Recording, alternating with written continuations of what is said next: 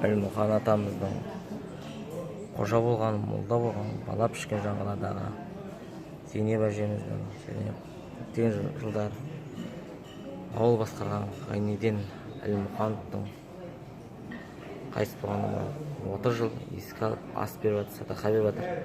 Нағашыларым, Әлмұхановтар, Қызылқұрт собалар. Садақа қабыл болсын, қасиетті жұма күні осындай садақа беріліп жатыр. Алла разы болсын.